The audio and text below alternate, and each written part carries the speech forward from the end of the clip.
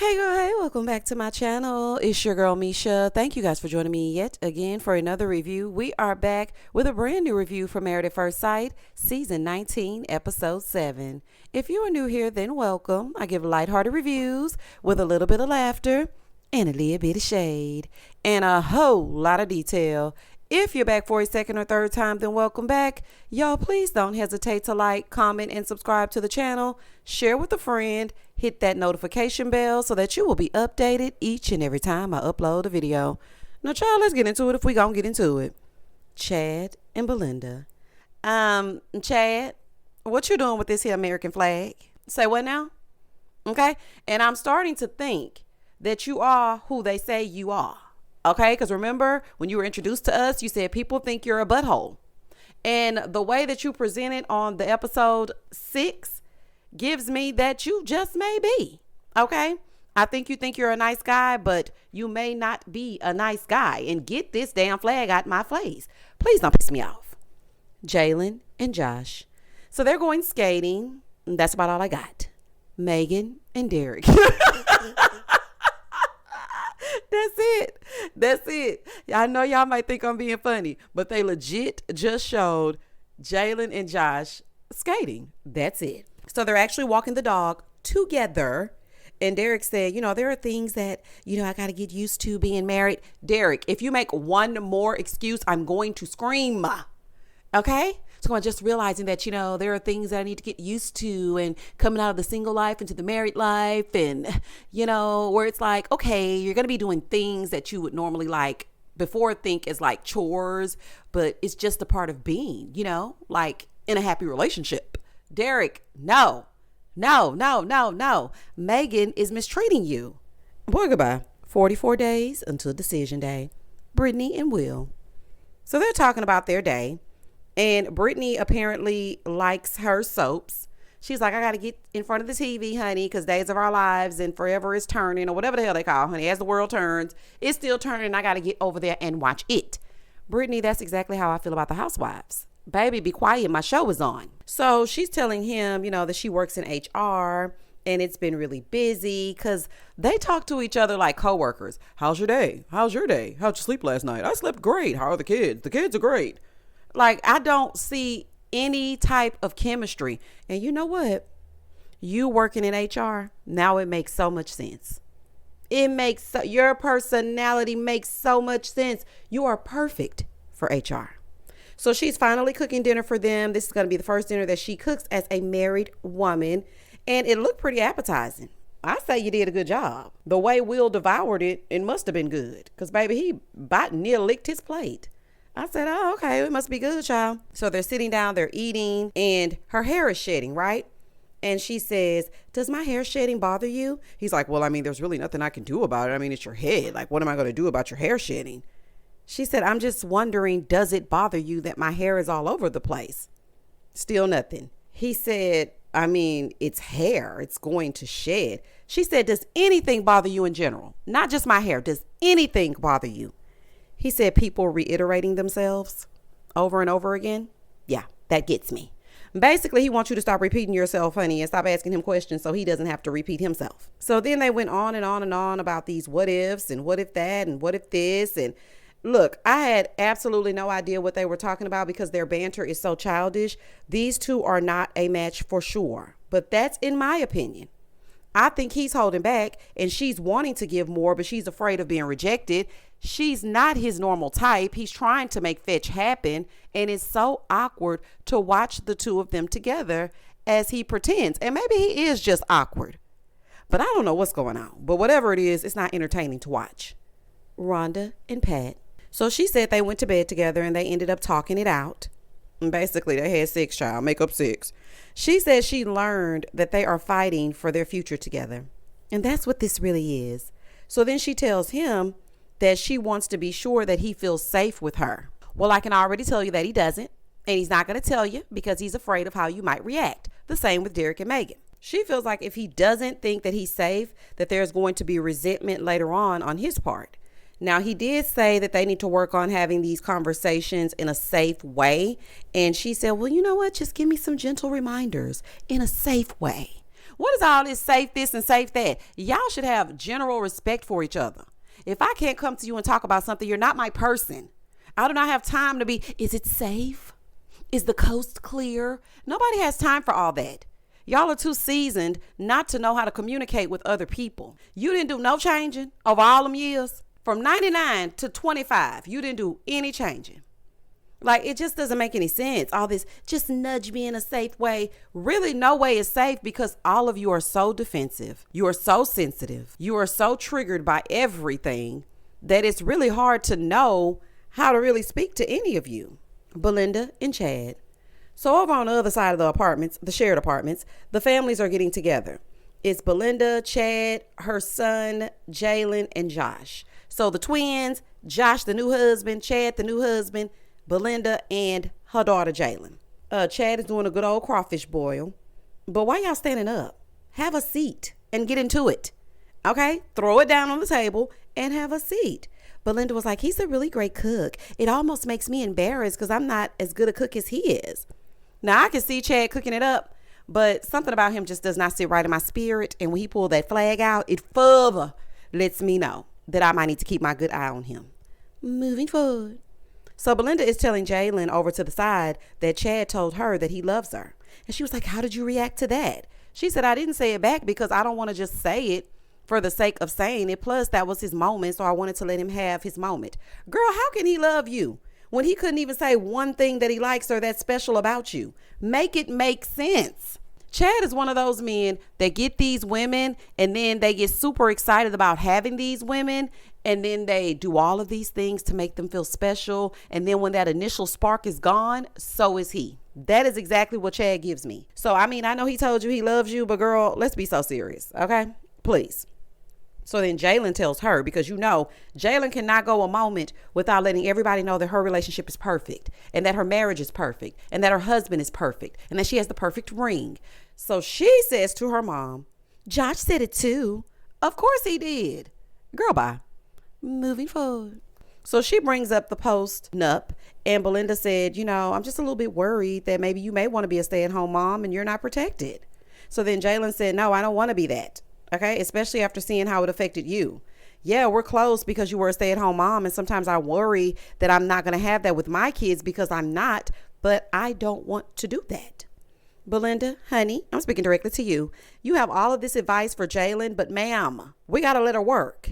Okay, we got to let her cook. Let her work out her own marriage details. They've already agreed to sign it. And like I said, I personally think that it is a good idea. I think all of you, even if you have a bag of Skittles at the house, you need to have a post-nup because you will not get my Skittles. Like, that's just that on that. I mean, last season, Ikechi blew the hell up over that fancy air fryer. You best believe if this was a divorce going through the court system, he would want that air fryer. Okay, so you need to protect your assets. So she wants to still work. She doesn't want to be a stay-at-home mom. She said, you know, I just don't want to do that. I don't want his money. Now, this is the thing. Maybe we can come to a compromise. You still want to work and you want to be a mom.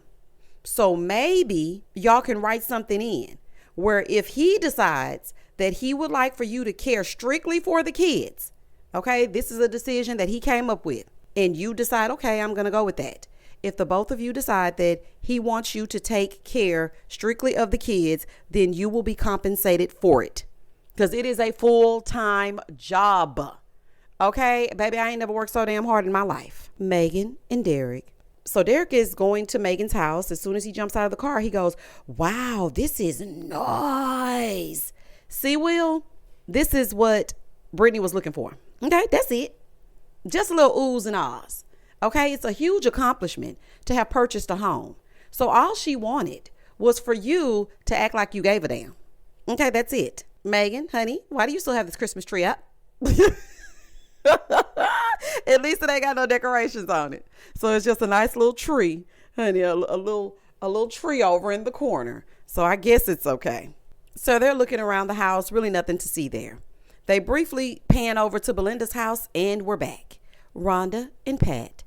So she's putting out some pretty potted plants at her home and Patrick is helping her. Rhonda brought up that she always has to do everything alone, and doing it with Pat is actually really enjoyable.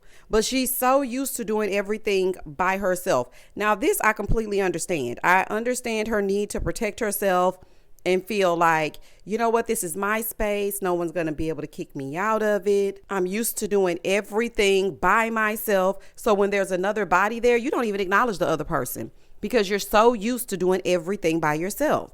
So she tells Pat, she said, listen, I didn't want you to move in immediately. And she starts telling him the story about why. So apparently when she got married the second time, her and her kids moved to her ex's home a week before she got married to him. And she said it never felt like theirs. It was always his furniture, his way. She said he even had a fit because she bought some curtains. He was like, take them down. Okay, this is my house and I don't want those curtains up in my house. Let me tell you something. I have been there, done that, got the t-shirt. It is scary to let go because people wake up different every day. You know, and then they started talking about this my, when you've been contributing just as much. But because your name is not on that piece of paper, they will treat you differently. So that I understand. But that's how you explain it to him. Not, we're not talking about this right now. Now is not the time. I'm like, girl, get a grip. Jalen and Josh. So they're at the apartment and Dr. Pia comes to visit. Hey, girl, if you haven't noticed, I'm not a Dr. Pia fan. So she comes in and they're telling Dr. Pia that things are perfect. You know, everything's rainbow and Skittles and we're having such a great time. She said, yeah, it's getting boring. Okay, let's get messy for TV. I want to play a game. Dr. Pia said, the people sent me because y'all getting on their damn nerves. She said, I want to play this game. I want you two to stand in the middle of the room with your backs together. So I'm going to be asking you some questions. And if you disagree, you don't move. If you're neutral, you move one step. If you agree, you move two steps. First question. I overall have a positive view of my family. They both moved. Josh is neutral and Jalen agreed that she has a positive outlook over her family overall. She says she loves how her parents were so positive. And Josh said, you know, his grandparents raised him. Baby, what do we know about Josh? That he didn't have much money growing up and his grandparents raised him. Baby, he gonna tell us his grandparents raised him every second of the episode. We got it.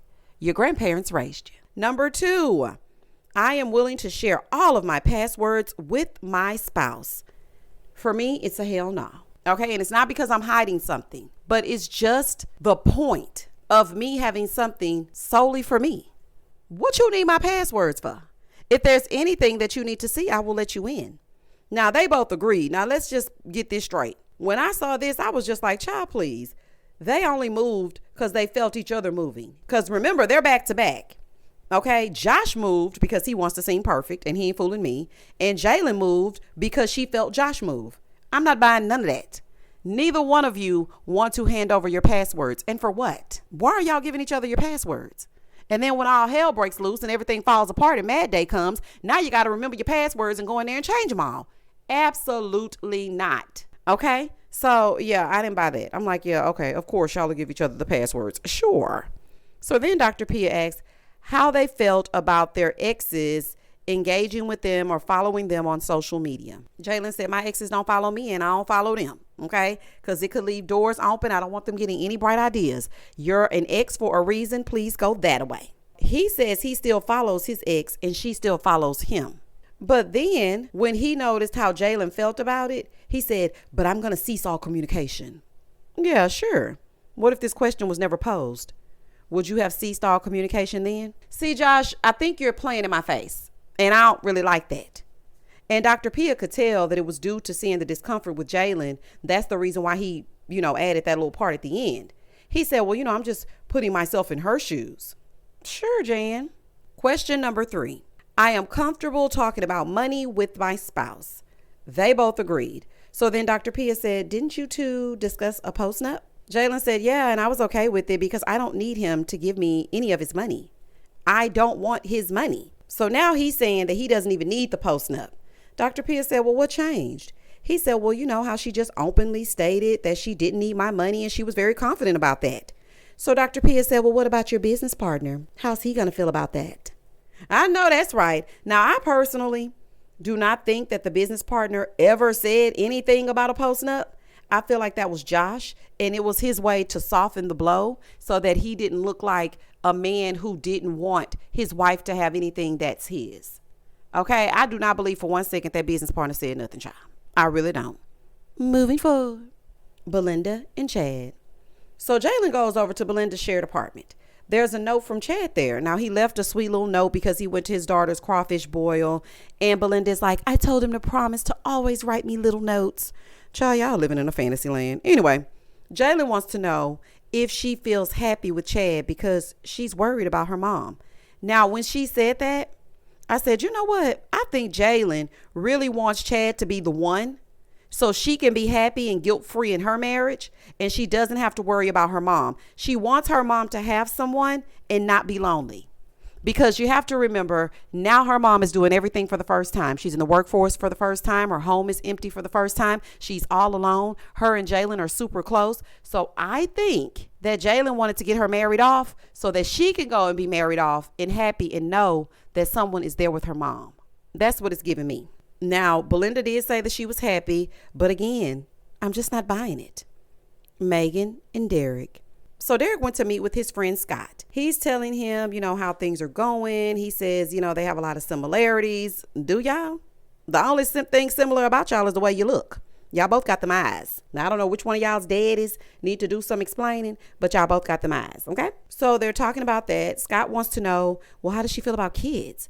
Derek said, well, he's not sure that she really wants them, but he definitely does want them. So he tells Scott, she froze her eggs. She wants 1 and I want 3, but then I have to realize that we're both 38. So I don't know how 3 is going to happen. So then Derek starts telling him that Megan is very defensive.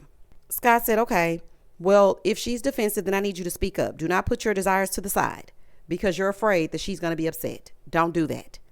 So as he's talking to Scott, Derek is just taking it all in, right? He's like, you know what? After talking to Scott, I feel like I do need to have a conversation with Megan. Derek, you always got to talk to somebody and come to terms with something before you talk to Megan.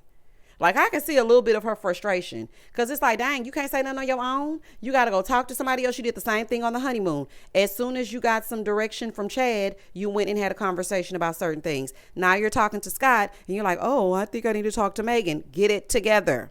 Now, Scott wanted to know if he would stay if she didn't want the family. He said, well, that isn't something that I'm willing to compromise on. So if she don't want the children, then I got to go. Derek, this is just me. I personally would not want children with Megan. Now, hear me out. First of all, your mother-in-law. Okay, and she is her mother's daughter. And it's giving no wire hangers. It's giving very much mommy dearest. Okay, so there's that. And also, Megan is a spoiled brat. She's spoiled. Imagine if this doesn't work and you have to co-parent with this woman. Can you imagine pickups and drop-offs? These are the things that I wish I would have taken into account before I had a child with my soon-to-be ex. When you go into a marriage, a relationship, or anything, and you decide that you want to have children with this person, please think about life outside of them. Because had I thought about that, baby, I would have never, do you hear me? When I say never, I do damn mean never. I would not want to have a child with Megan. Absolutely not. Brittany and Will. So William is out of town for work and he FaceTimes Brittany. Well, I thought he FaceTimed Brittany, but Brittany called him. I said, baby, not you calling him. Girl, let him call you. Let him miss you. These two are even awkward over the phone. But I don't know what was going on, honey. Brittany was all over Will. She's like, oh my gosh, you look so good right now. Oh my gosh, you're so fine. Oh, you're so cute. Meanwhile, he's giving her nothing. When I say he didn't return not one compliment, he gave her nothing. Baby, I don't know. It couldn't be me. The back and forth banter between them is just so juvenile. And I don't really know, like they make little jokes to each other and nobody gets it but them. However, she did say that the intimacy is picking up. And they showed us a little clip of them in the kitchen. It still was giving robot. It's still giving nothing. Okay, I don't know. I'm just, it's not, you know how you look at somebody or a couple and you can just tell that they tear it up. No, I can't even see the two of you laying down horizontally. Absolutely not. I think y'all sleep standing up. Absolutely not. And I guess that's why she's skidding and grinning and thinks that he's so fine, because he's finally putting it down. You gonna put it down, she gonna fall in love. Moving forward, Megan and Derek. So she's taking him to see where she works. Megan, you in this little crochet sweater is something else, honey. What is it? I said, not Megan in this little crochet sweater, child. So they start talking after they get through playing pool, shooting darts, and Derek brings up how his friend Scott brought up them having a family. Well, baby, what he say that for? Listen, Derek, I think what it is the time and place. Sometimes you get the place and the time wrong, because right here, y'all are having a good time. She's showing you around. Y'all are playing pool. Y'all are shooting darts. Leave that for home. The same with the honeymoon. Y'all went out to do an excursion, and then all of a sudden you started talking about how she doesn't ask you questions. Now, I'm just trying to help a little bit, Megan, because really you're insufferable. But I'm trying to see something from your point of view just a bit, and maybe it's his timing. So she's like, I'm upset because you're talking to your friends and you're not talking to me. I want you to talk to me. Do you want him to talk to you? Because when he talks to you, you do this. Do you? So then he told her, well, I'm scared. You've scared me into trying to find ways to bring things up because of your reaction. Megan, you literally get mad over any question. My gosh, there's no way I would deal with you. For a man to sit in front of you and say, I'm afraid to say anything because I don't know how to bring it up because I don't want you to get mad. That means that something is wrong with your style of communicating, which is zero, zilch, nada. You give nothing. How is he going to bring anything up to you when you bite his head off over every little thing? Everything. Girl, you are going to have to get it together. This is just another moment where Megan decided to shut down and Derek decided to make an excuse for Megan.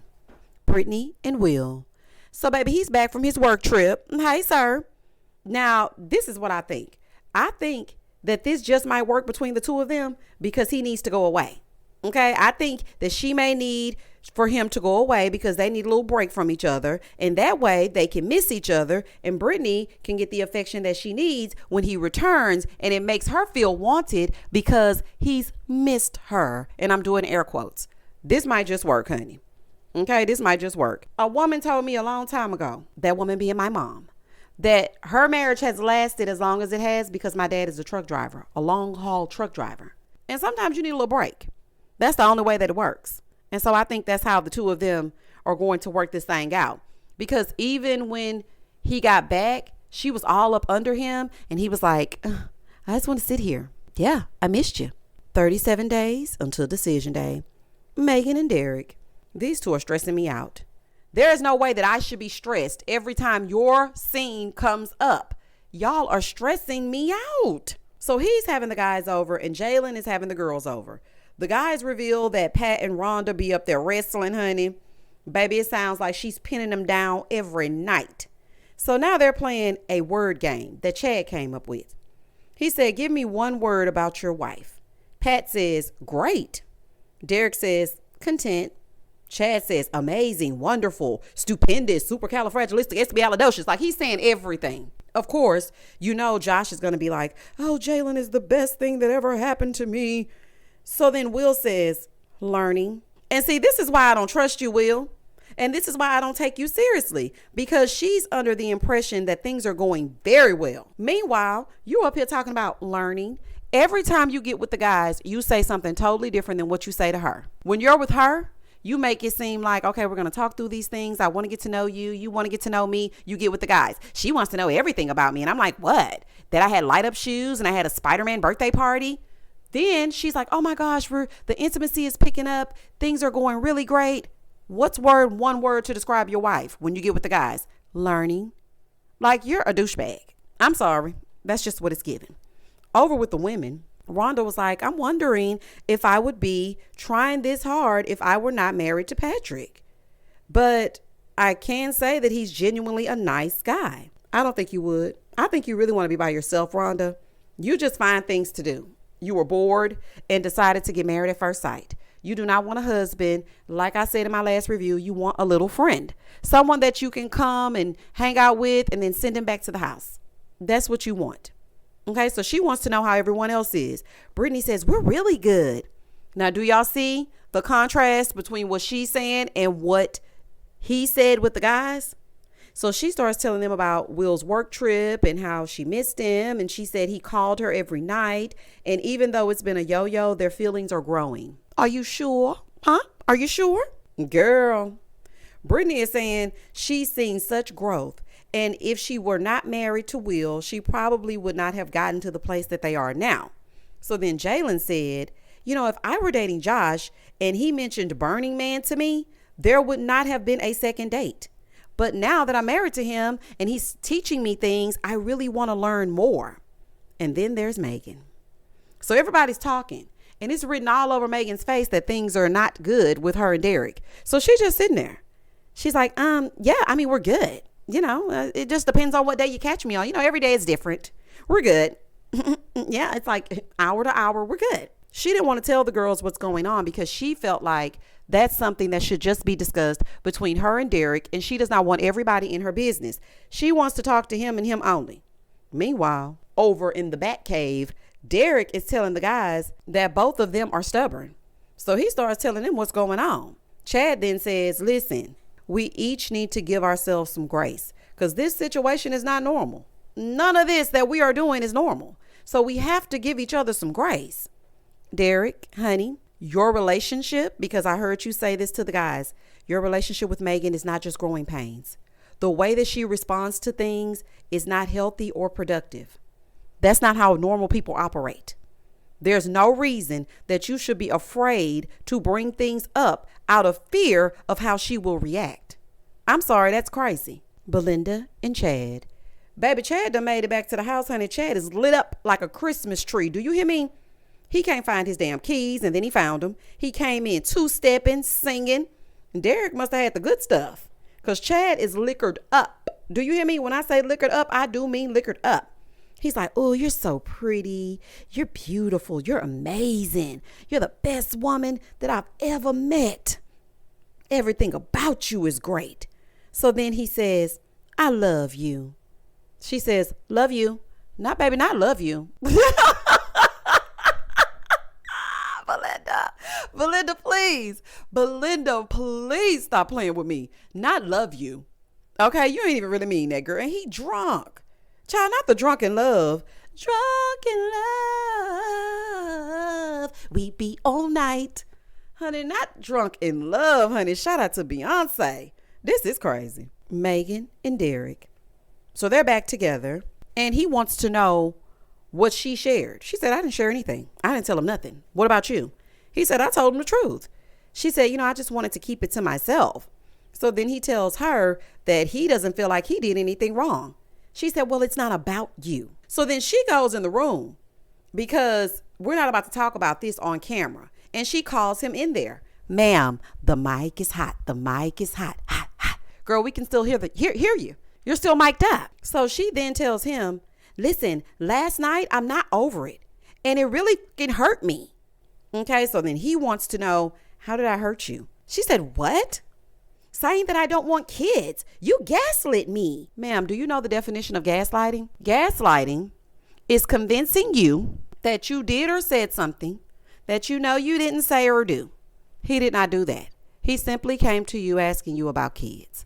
I don't know if you're saying that he gaslit you because y'all had already played that card game and you said you wanted one as opposed to his 3. So why is he asking you again? Maybe that's it. But in my opinion, he did not gaslight you. So then he says, well, I tried not to bring it up in a way that's going to escalate things, but I'm tired of apologizing for things that I did not do. It's not fair. It's BS. She said, you want to know what's BS? You know what? What's BS is that I feel like you have nothing to take accountability for. So then he said, what can I do better? Because you're not giving me anything. What can I do better? She said, take accountability. He then says, I need more than that. She said, you know what? You're a martyr. I'm good. So baby, she storms out of the bedroom. So now he running up behind her. Megan, listen, I'm just going to say this to you. And for anybody that tries to question what I'm saying, please go read the definition. Hop on the Googler. Megan, you are being emotionally abusive. Okay. At this point, I am sorry. I got to call a thing, because if this were a man, baby, I would be ripping you a new one. You are being abusive, allegedly. This is not just growing pains. He is literally walking on eggshells, afraid of what may happen if he says anything to you. He's afraid to ever speak for fear that you may explode. Every time you say something, it's to the max. You know what I'm saying? You just lose it. You got to go away. You got to take a minute to decompress. You need a minute to gather your thoughts. For what? You are literally talking about everyday things. You don't know each other at this point, Megan. You're strangers. Okay? Girl, your mama really did a number on you. Seriously.